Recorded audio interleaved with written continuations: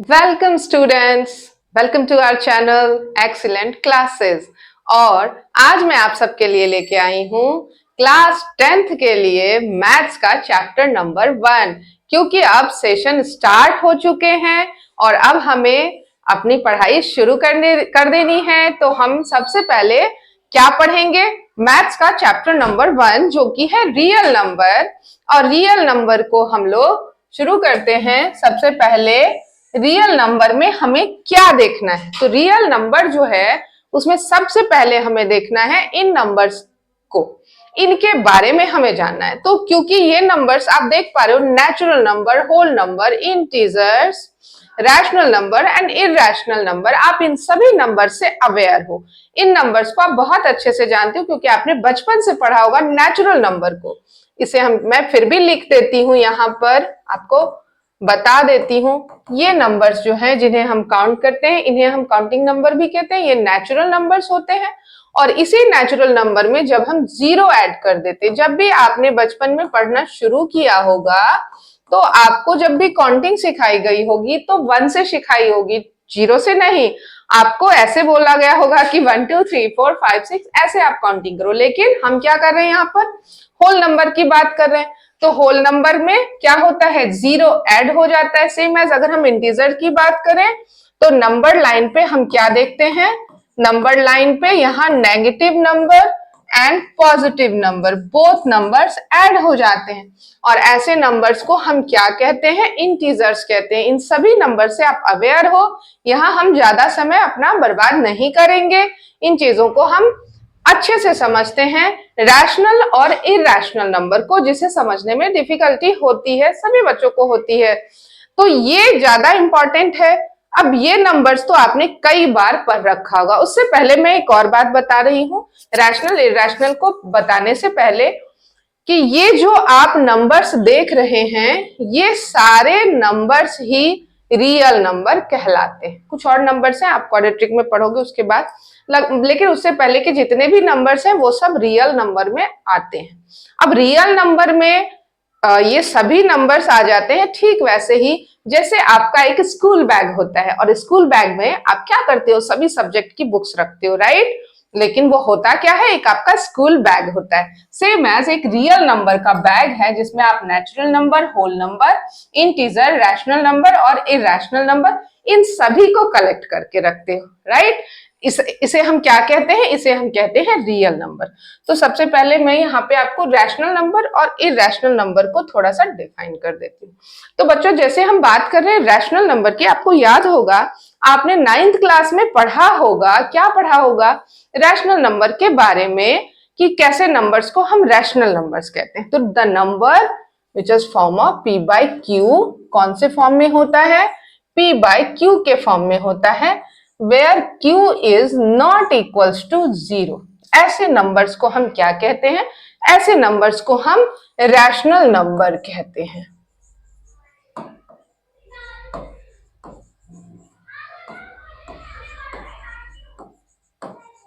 ठीक है, ऐसे नंबर को हम रैशनल नंबर कहते हैं। ये नंबर्स क्या है, p बाई क्यू के फॉर्म में होते हैं। तो अब क्या काउंटिंग नंबर्स होंगे रैशनल नंबर्स के फॉर्म में, लाइक 1 2 3, क्या ये नंबर्स होंगे rational number? Yes, all natural numbers are rational numbers. क्यों?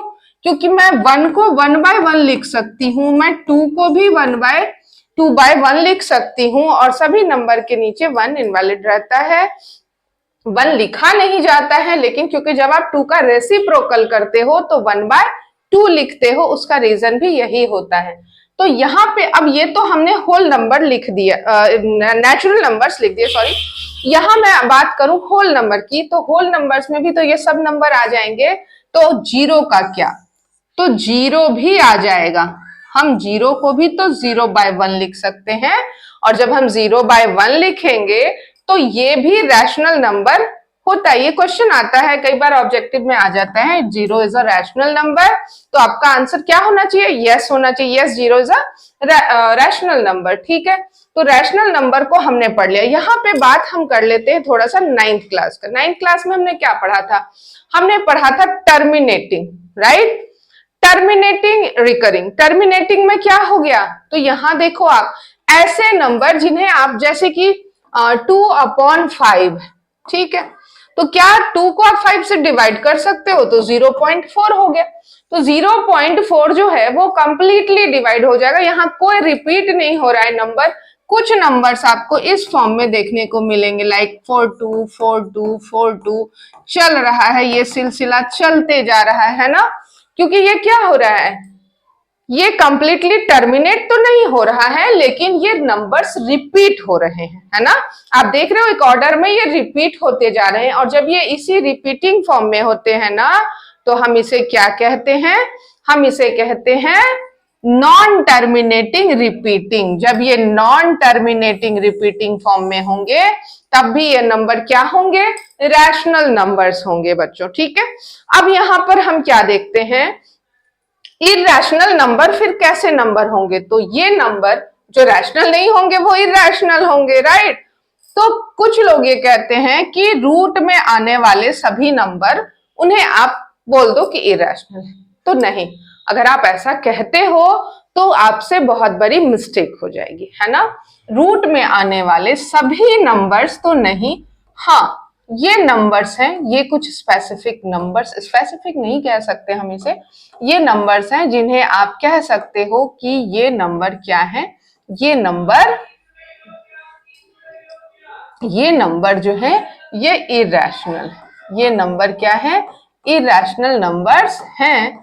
और ये क्यों इरैशनल है, क्योंकि ये परफेक्ट स्क्वायर नहीं है, क्योंकि ये नंबर परफेक्ट स्क्वायर नहीं है। अब परफेक्ट स्क्वायर कहां से आ गया, तो आपने 8th स्टैंडर्ड में स्क्वायर एंड स्क्वायर रूट पढ़ा होगा, क्यूब एंड क्यूब रूट पढ़ा होगा। तो ऐसे नंबर जो परफेक्ट क्यूब और परफेक्ट स्क्वायर होते हैं वो नंबर्स कभी भी इरैशनल नहीं होते हैं, क्योंकि वो रूट में नहीं होंगे। और वो नंबर जो है आपने देखा होगा, यहां मैंने √4 नहीं लिखा है, क्यों, क्योंकि ये परफेक्ट स्क्वायर नंबर है, जो 4 है ना हमारा, वो परफेक्ट स्क्वायर नंबर है। अगर मैं इसको ऐसे लिख दूं तो भी ये सही होगा। तो यहाँ पर ये कैंसिल हो जाते हैं, और 2 क्यों कैंसिल होते हैं, क्योंकि रूट जो है उसकी वैल्यू 1/2 होती है, और अगर यहीं पे अगर मैं क्यूब रूट की बात करूं तो उसकी वैल्यू 1/3 हो जाती है, और इसलिए ये हमेशा से क्या है, ये रैशनल नंबर्स हैं। और इसलिए हम जो भी number perfect square number root के अंदर होंगे उसे हम रैशनल कहेंगे, इरैशनल नहीं। इस चीज को याद रखना है आपको। अब यहां पर हम बात कर लेते हैं, तो टर्मिनेटिंग नॉन टर्मिनेटिंग, यहां पे क्या होगा, नॉन टर्मिनेटिंग या नॉन रिकरिंग भी कहते हैं उसे, non terminating and not recurring and repeating. तो रिपीटिंग में क्या, अब यहां पे टर्मिनेटिंग में नॉन टर्मिनेटिंग कह रहे हैं, मैंने रिपीटिंग भी नहीं कहा। यहां देखो आपको कुछ डिफरेंट काइंड्स ऑफ नंबर दिख रहे होंगे, कुछ भी, है ना, ऐसे नंबर, इसमें कोई सिमिलैरिटी नहीं, कुछ भी रिपीट नहीं हो रहा है, ना ही टर्मिनेट हो रहा है। ऐसे डेसिमल एक्सपेंशन को हम क्या कहेंगे, ये सारे इरैशनल नंबर्स में काउंट होते हैं। तो आई होप आपको ये समझ में आ गया होगा। अब हम बात करते हैं composite number and prime number की, ये भी इंपॉर्टेंट है हमारे इस चैप्टर के लिए, इससे भी कुछ क्वेश्चंस को हमें सॉल्व करना है। यहाँ पे प्राइम नंबर को मैं पहले समझा देती हूँ, तो आपको पता होगा प्राइम नंबर के बारे में कि ऐसे नंबर जो ओनली 2 फैक्टर्स कैरी करते हो, है ना, उन नंबर्स को हम प्राइम नंबर्स कहते हैं। ओनली 2 फैक्टर्स कैरी करे ऐसे नंबर को हम प्राइम नंबर कहते हैं। अगर मैं यहाँ पे कुछ नंबर्स लिख के आपको दिखाऊं तो आप क्या कहोगे, ये जो नंबर्स हैं, लाइक अब यहाँ पर जो मेरे पास 1 है, तो 1 का कितना फैक्टर है, 1 का तो ओनली 1 ही फैक्टर है, तो ये हमारा प्राइम नंबर हो ही नहीं सकता। तो 2 के कितने फैक्टर हैं, 2 फैक्टर्स हैं, तो this is prime number. 3 has also 2 factor, but what about 4? 4 has 3 factors, right? तो यहां आप देख रहे हो कि फैक्टर तो बढ़ गया है ना। तो मैं आपको बताऊं, अब आप क्या देख रहे हो, ये तो सारे ऑड नंबर आ रहे हैं। तो क्या सभी ऑड नंबर जो है प्राइम नंबर हो जाएंगे? नो, सभी ऑड नंबर प्राइम नहीं होते हैं, सभी इवन नंबर भी नहीं होते। ये भी नहीं होता है that only odd numbers are prime number, ये भी आप नहीं बोलोगे, क्योंकि टू भी तो इंक्लूड है और वो इवन नंबर है। Only two is prime number, two is only even number जो कि प्राइम नंबर है। ठीक है, तो यहां पर हम क्या देख रहे हैं कि जिसके टू फैक्टर्स हो, one and itself only, they are prime numbers. I hope आपको समझ में आ गया होगा।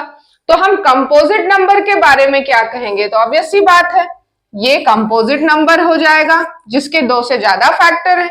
ऐसे नंबर्स को हम क्या कहेंगे? कंपोजिट नंबर कहेंगे। ये नंबर्स कंपोजिट हैं और ये कंपोजिट नंबर्स क्या क्या हो सकते हैं?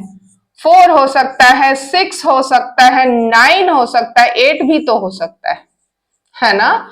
तो इस तरीके के नंबर्स को हम क्या कहेंगे? कंपोजिट नंबर्स कहेंगे। तो मुझे ये बताओ कि को प्राइम नंबर किसको बोलोगे आप? को प्राइम नंबर को, है ना, को प्राइम नंबर वो प्राइम नंबर जो कंसेक्यूटिवली, लगातार, ये हो सकते हैं, ये दोनों हो सकते हैं, ये दोनों हो सकते हैं। पेयरिंग करनी, अगर आपको याद हो तो आपने ये सब 6 स्टैंडर्ड में पढ़ रखा होगा, है ना। ये सारी चीजें हम 6 स्टैंडर्ड में पढ़ते हैं। इसे हम क्या कहते हैं?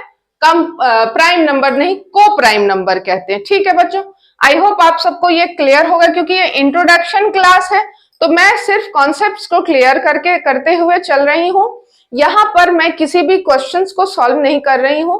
हम अपने नेक्स्ट क्लास में यहां पर एक्सरसाइज के क्वेश्चंस को सॉल्व करेंगे और वहां हम देखेंगे कि इन चीजों की मदद से हम कैसे अपने क्वेश्चंस को सॉल्व करेंगे। यहां बात करते हैं हम एलसीएम एंड एचसीएफ की। तो सबसे पहली बात है कि एलसीएम किसको कहते हैं? एलसीएम होता है लीस्ट कॉमन मल्टीपल्स, है ना, लीस्ट कॉमन मल्टीपल्स। अब बात आती है मल्टीपल्स की, तो मल्टीपल फैक्टर भी आपने पढ़ा होगा 6 स्टैंडर्ड में, प्रीवियसली भी पढ़ा होगा, बट 6 में हमने इसको अच्छे से पढ़ा है। एलसीएम, है ना, किसी भी नंबर का जब आप क्या निकालते हो? मल्टीपल्स निकालते हो, है ना। क्या निकालते हो? मल्टीपल निकालते हो। तो देखो सब मैं कुछ नंबर्स यहां पे रखती हूँ, 12, 18, 24। ठीक है, 12, 18 और 24। ठीक है, ये नंबर का एलसीएम निकालते हैं। सबसे पहले क्या करते हैं? इसके फैक्टर्स मल्टीपल्स निकाल लेते हैं। सॉरी, क्या निकालेंगे? एलसीएम निकालते हैं। तो 12 मैं एक साथ ही निकाल दूं, ठीक है, और अलग अलग भी निकाल के दिखा दूंगी। तो 2 से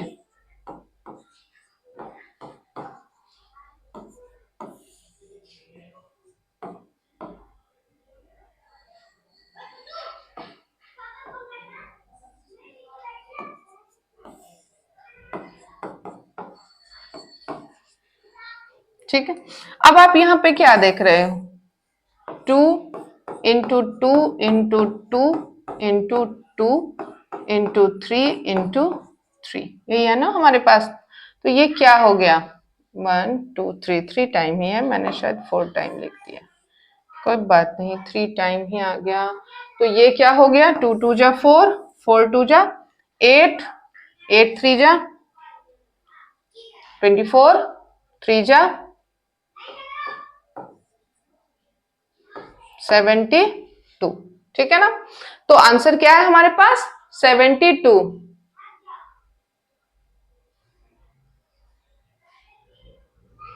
ठीक है ना, कितना आ गया हमारे पास? 72। अगर आप इसको सेपरेटली भी लिखते हैं, अगर आप इसको सेपरेट करके भी देखते हैं,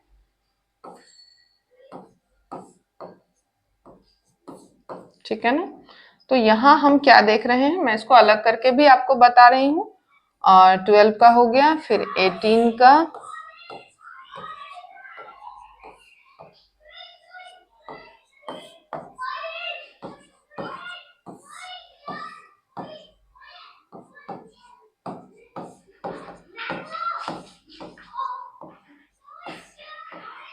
ठीक है। अब यहाँ पे क्या है कि हाईएस्ट पावर निकालनी होती है। क्या निकालना होता है? हाईएस्ट पावर निकालना होता है तीनों में से। तो आप देख रहे हो ना, क्या है? 2 है यहाँ पे 2 नहीं है, तो इसमें हम पावर क्या कर देते हैं? 0 कर देते हैं। और यहाँ पर से भी 2 है, तो देखो पेयर में आ गया ना, ये आ गया 2 हमारे पास, ठीक है। और यहाँ देखो 3 पेयरिंग में, ये पेयरिंग है और इसका 1, तो तीनों का जब हम क्या करेंगे, कॉमन हाईएस्ट फैक्टर निकालेंगे ना, हाईएस्ट पावर निकालेंगे ना, तो 72 उनको मल्टीप्लाई करने पे आता है। ठीक है बच्चों, तो इस तरीके से हमें एलसीएम निकालना होता है इन नंबर्स का। आई होप आपको समझ में आया होगा। एलसीएम निकालने का मतलब क्या हो गया? Least common multiples, least common multiples. एक और तरीके से मैं बता दूं आपको, अगर हम बड़े नंबर्स को कैलकुलेट करें तो सिंपली 12 है ना, 12 का टेबल आता होगा आपको,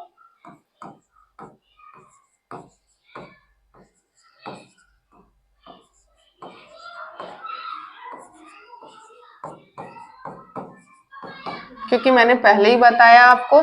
अब 18 का टेबल,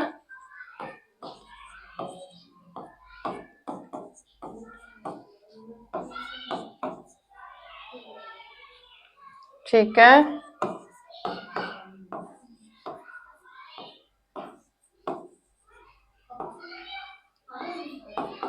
तो अब आप देखो मल्टीपल की बात हो रही है ना, हाईएस्ट मल्टीपल की बात कर रहे हैं हम।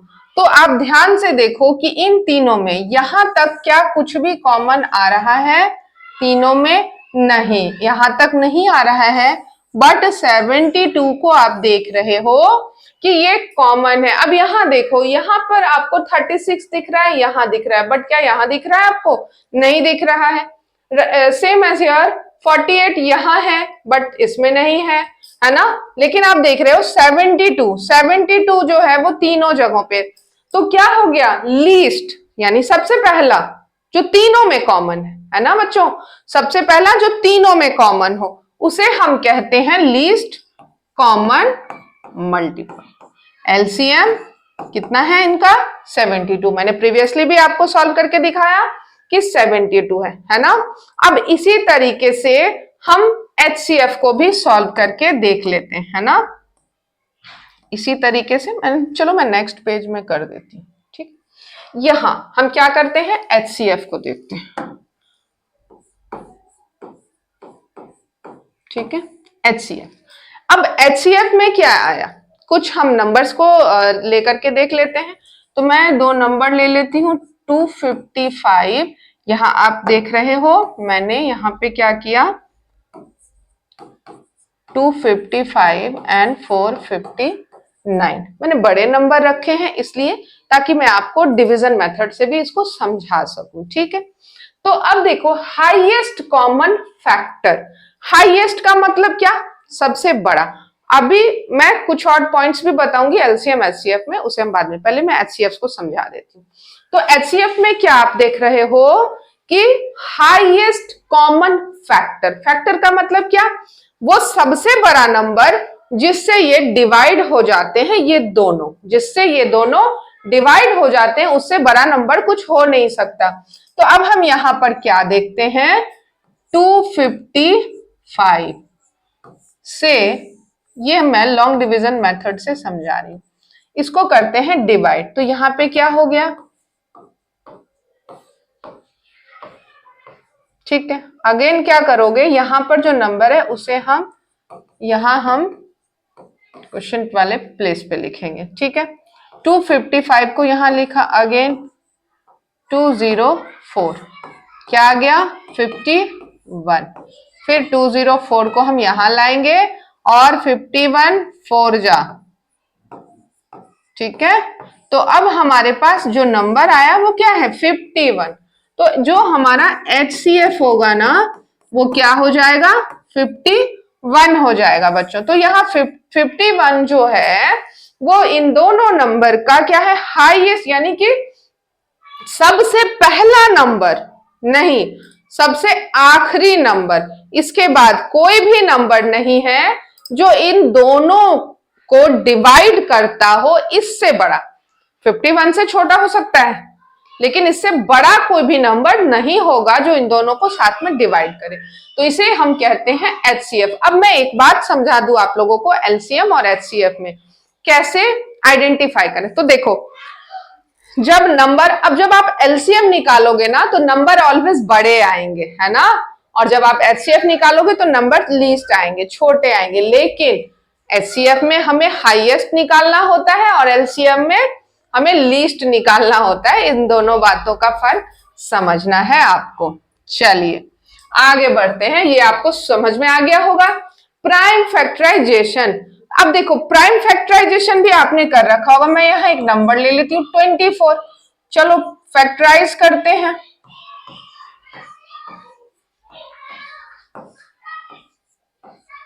अब यहां आप क्या देख रहे हो, प्राइम नंबर आ गया, इसे फैक्टर ट्री बनाया होगा ना, प्राइम फैक्टराइज ऐसे ही करते हैं। अब यहां पर इसको हम सभी नंबर को इस तरह से नहीं कर सकते, बड़े नंबर्स को हम ऐसे नहीं लिख सकते हैं, तो इसलिए हम इसको भी क्या करते हैं, एलसीएम वाले फॉर्म में लिख करके और फिर फैक्टराइज कर देते हैं। क्या करते हैं, इस तरीके से इनका एलसीएम निकाल लेते हैं।